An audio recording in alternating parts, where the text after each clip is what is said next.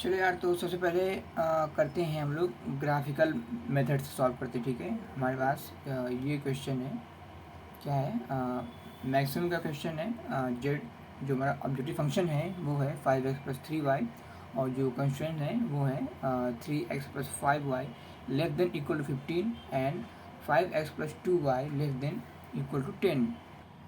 तो सबसे पहले हम लोग बनाएंगे टेबल इसके लिए। ये x की वैल्यू, y की वैल्यू, हमारा z, कंस्ट्रेंट 1 एंड कंस्ट्रेंट 2। अब इसमें हम लोग वैल्यू फिल करते हैं 5, 3, क्योंकि ऑब्जेक्टिव फंक्शन में x का जो वैल्यू है 5 है और जो y का वैल्यू है वो 3 है। ठीक है, same for the constraint 3 and y में 5, इधर 5 एंड 2। अब इसमें क्या है, कुछ कंडीशन भी है कंस्ट्रेंट में, क्या है, लेस देन इक्वल टू इसके 15 एंड जो सेकेंड वाला है वो है लेस देन इक्वल टू 10। ठीक है, इसको ना एक टेबल बना देते हैं, इसका एक टेबल।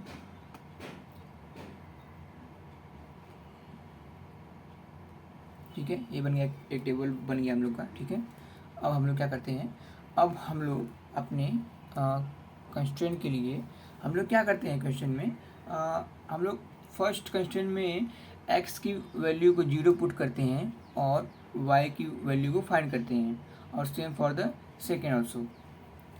तो इसमें क्या करेंगे, ये हो गया x, ये हो गया y।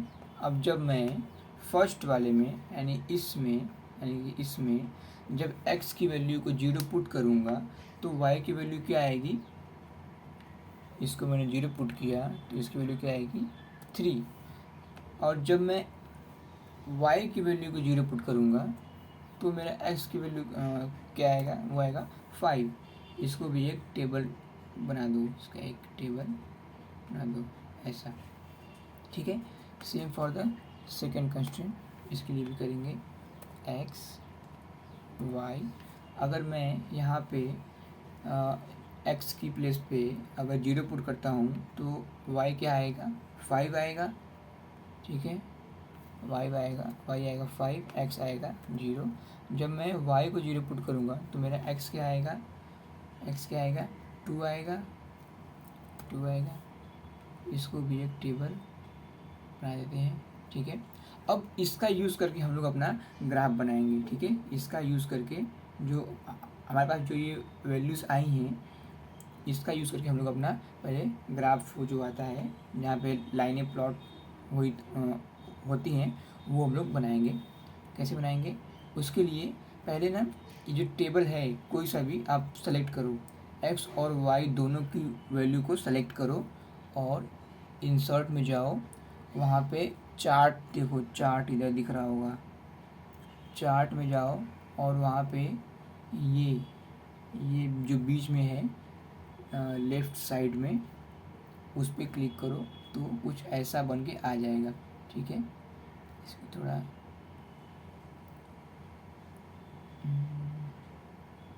साइड में लेते हैं। अब देखो कि यहाँ पे एक लाइन बन के आ रही है, क्योंकि मैंने वैल्यू यहाँ से सेलेक्ट की हुई है। ठीक है, लेकिन हमें ये नहीं चाहिए, हम इसमें अपना न्यू जो वैल्यू है वो पुट करेंगे। उसके लिए क्या करेंगे, इसी टेबल पे जो ये ग्राफ है उस पर राइट क्लिक करो और नीचे से थर्ड देखो, थर्ड लास्ट सेलेक्ट डेटा, उस पर जाओ और तो कुछ ऐसा आ जाएगा। ठीक है, आपके सामने अच्छी से दिख रहा है, मैं दिखाता हूँ अच्छे से। एक ऐसा आएगा, उसमें क्या करना है, सीरीज़ वन पे क्लिक करो और एडिट पे जाओ, एडिट, फिर यहाँ पे कुछ ऐसा आ जाएगा। ठीक है, अब यहाँ पे हमें x और y की वैल्यू को पुट करना है। इसमें जो पहले से है उसको पूरा खाली कर दो, डिलीट कर दो, नीचे वाले में भी सब डिलीट कर दो, और जो मेरा सीरीज़ नेम दिया है, सीरीज़ नेम, उसमें मैं क्या करूँगा, पहले मैं वैल्यू फिल करता हूँ। ठीक है, पहले मैं वैल्यू फिल कर लेता हूँ। देखो इसके लिए क्या करेंगे, x में x की वैल्यू, y में y की वैल्यू। सो y की पूरी वैल्यू यानी जो दो वैल्यू है उसको सेलेक्ट करो, x में x की वैल्यू सेलेक्ट करो, ठीक है, y में y की, x में x की, और सीरीज नेम में आप डाल दो C1, ठीक है, और ओके कर दो, ठीक है। अब आपका C1 जो है वो बन गया है। अब आपको C2 बनाना है, ठीक है। उसके लिए ऐड पे जाओ, ऐड पे क्लिक करो, यहाँ पे बोला है सीरीज नेम, उसमें डालो C2, ठीक है, और सीरीज X में X की वैल्यू यानी 0 और 2 सेलेक्ट किया, Y में जो है उसको डिलीट करो और 5 और 0 को सेलेक्ट करो और ओके करो, ठीक है। अब ये आपका C1 और C2 बन के आ गया। अब बस यहाँ पे ओके क्लिक करो तो देखो आपके पास एक ऐसा टेबल बन के आ गया, ठीक है।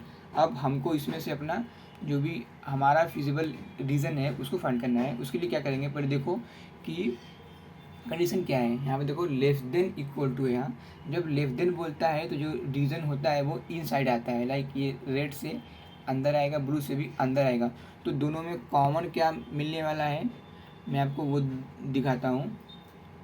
उसके लिए क्या करेंगे, इंसर्ट पे जाओ, इंसर्ट पे जाओ, शेप्स में जाओ, और वहाँ पे जो फर्स्ट लाइन में जो लास्ट वाला है फ्री फॉर्म, उस पर क्लिक करो, और जो इनसाइड रीजन पूरा मिल रहा है हमको, वहाँ से हम लोग अपना रीजन सेलेक्ट करेंगे और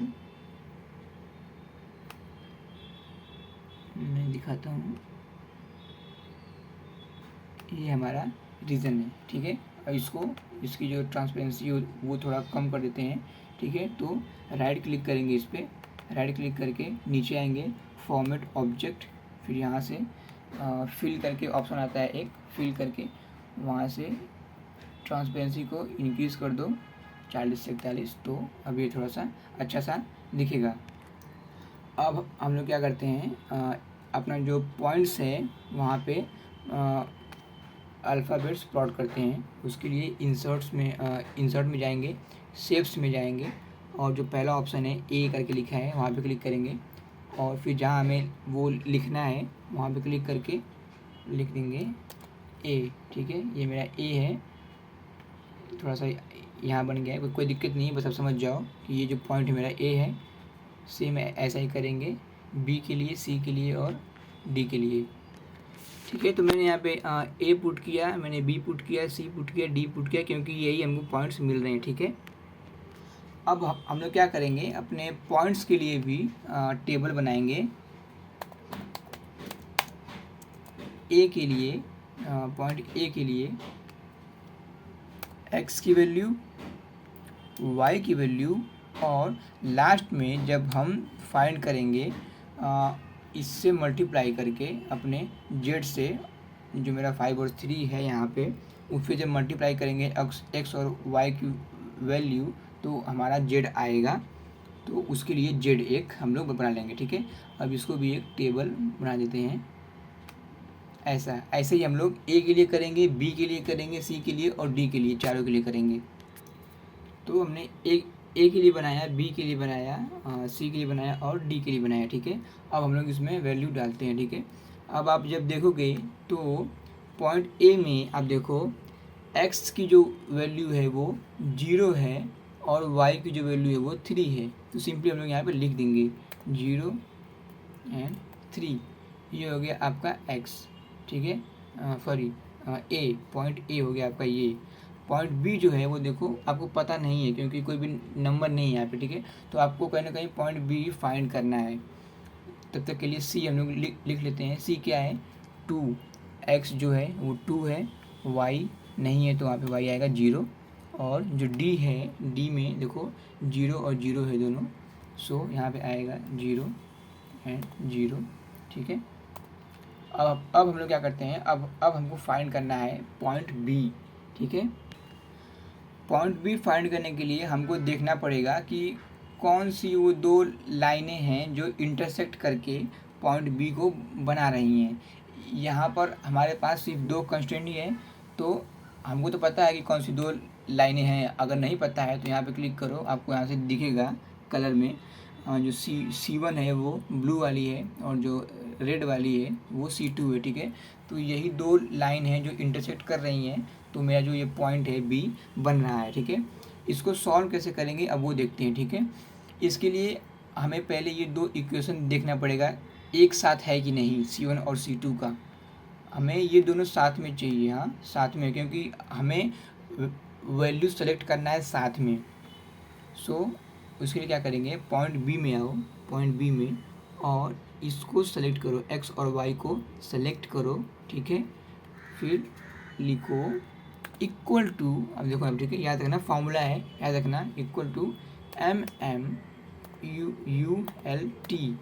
यहाँ पे एक फॉर्मूला आ रहा है, टैप करो, ये फॉर्मूला अप्लाई हो जाएगा। उसके बाद इसके अंदर भी एक और फॉर्मूला लगता है, MINVER, M inverse, sorry M inverse, देखो MINVERSE, टैप करो, ये फॉर्मूला अप्लाई हो गया यहाँ पे, ठीक है। अब हमें वैल्यू सेलेक्ट करना है। तो जैसे कि मैंने बोला कि अगर जो दो लाइनें हैं वो दोनों साथ में होनी चाहिए, क्यों, क्योंकि हमें वैल्यू कुछ ऐसे सेलेक्ट करना है, जो x और y की वैल्यू है उसको साथ में सेलेक्ट करना है, ठीक है। तो यहाँ पे ये आ गया, यहाँ पे देखो x और y की जो वैल्यू है वो उसने सेल्स को सेलेक्ट कर लिया है। अब हम लोग क्या करेंगे, ब्रैकेट को बंद करेंगे, ठीक है, एक कॉमा लगाएंगे, देन एक ब्रैकेट ओपन करेंगे, और जो ये वैल्यू है इसकी, जो लेस देन इक्वल टू करके जो वैल्यू है दोनों, वो सेलेक्ट करेंगे हम लोग, ठीक है। तो यहाँ पे देखो, यहाँ पे वो सेलेक्ट हो गया है, ठीक है। अब क्या करेंगे, ब्रैकेट को बंद करेंगे, एक और ब्रैकेट बंद करेंगे, क्योंकि यहाँ पे भी एक खुला हुआ है, ठीक है।